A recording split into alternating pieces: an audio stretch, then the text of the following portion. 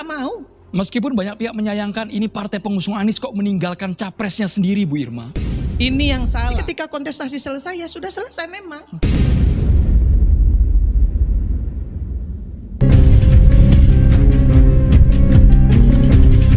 Assalamualaikum warahmatullahi wabarakatuh pemirsa, selamat datang kembali di Ujang Halu Channel.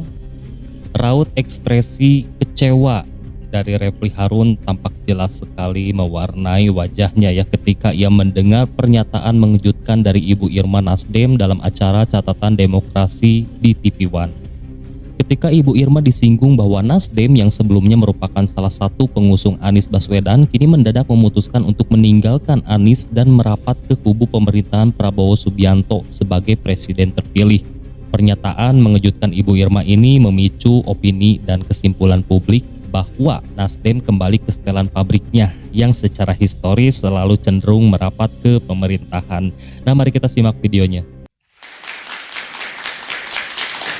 Ketua Umum Partai Nasdem Surya Paloh tegas sikapnya akan mendukung pemerintahan Prabowo Gibran. Ibu Irma Suryani, apakah ini sikap yang memang bisa 30 detik? Ya. 30 detik. Jadi Minta diskon 30 detik ya. Bang Refly. Kita kasih Bang ya. Oke, 30 dari detik sisi sebelum ke Ibu Irma. Ya, dari sisi reward and punishment. Itu terbukti juga bahwa mereka yang melipir ke pemerintahan ketika kalah ternyata nggak kalah the next election. Nah, ini memberikan contoh yang agak buruk pada tradisi beroposisi. Itu tambahannya. Oke. Bu Irma, contoh yang buruk untuk tradisi beroposisi. Terima kasih.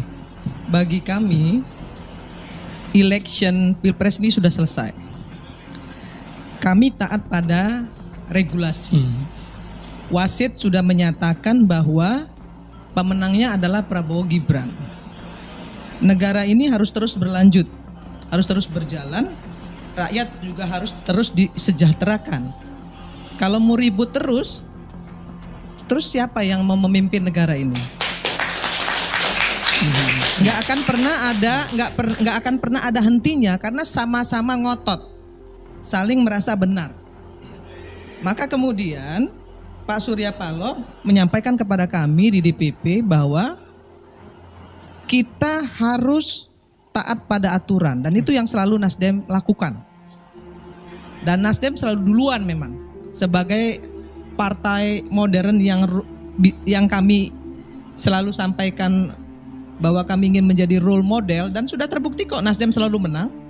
Di setiap pilkada pun kami juga punya tingkat kemenangan kemarin tertinggi dan nomor 2, paling nomor 1 nomor 2 lah di semua pilkada yang kami dukung. Artinya apa? Artinya Nasdem itu diperhitungkan oleh rakyat, disukai. Hari ini tingkat elektabilitas kami, keterpilihan kami naik sekitar 15%. Nah, itu juga yang kemudian membuat kami tidak lupa diri bahwa sebelum kami mendapatkan elektabilitas yang tinggi ini tentu ada reward juga, ada kotel efek juga ya dari apa yang dulu kita dukung.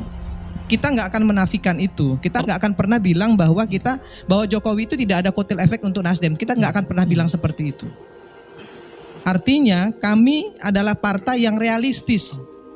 Ya, ketika pemerintah salah kami katakan itu salah. Maka tadi saya bilang secara pribadi saya harus jadi oposisi. Di Komisi 9 suara saya paling keras kalau ada program pemerintah yang tidak berpihak kepada rakyat. Padahal kami ada di kabinet adalah partai koalisi. Nggak ada salahnya untuk mengkoreksi.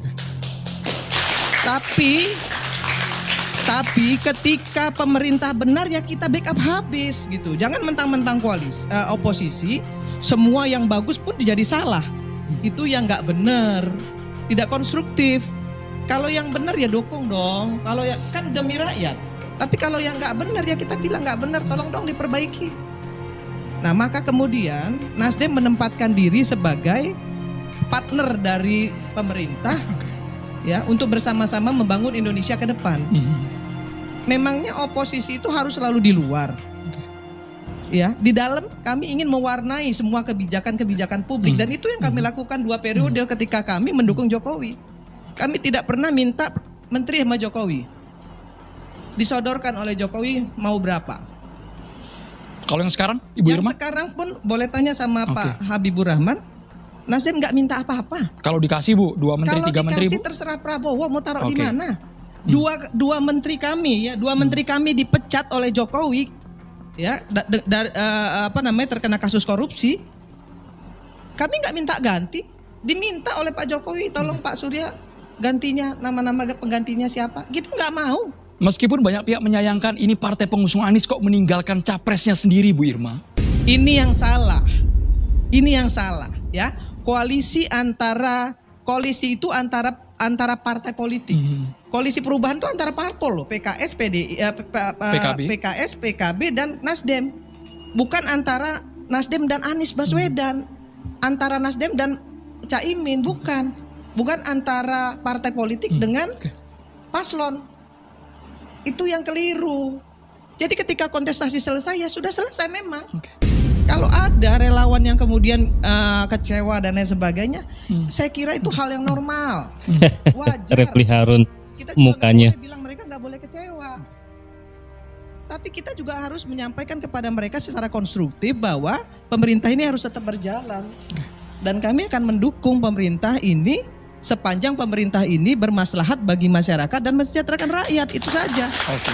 Statementnya jelas mendukung pemerintah. Ia meninggalkan Anies Baswedan dan merapat ke kubu Prabowo Subianto sebagai presiden terpilih perlu mencermati beberapa aspek ya. Ini bukan tentang meninggalkan Anies Baswedannya, tetapi ini akan menjadi catatan demokrasi terkait citra Partai Nasdem ke depan gitu ya. Pertama, keputusan tersebut pastinya memunculkan pertanyaan tentang konsistensi dan kesetiaan politik. Meninggalkan Anies Baswedan secara mendadak seperti ini pasti menimbulkan keraguan tentang kesetiaan Nasdem terhadap komitmen politiknya ke depan gitu kan. Kedua, transparansi dan akuntabilitas politik sangat penting ya dalam menjaga kepercayaan publik gitu. Keputusan Nasdem yang terkesan tiba-tiba tanpa penjelasan yang memadai dapat merusak citra partainya juga gitu kan dalam pandangan masyarakat. Publik berhak untuk memahami alasan dibalik keputusan politik yang diambil oleh sebuah partai.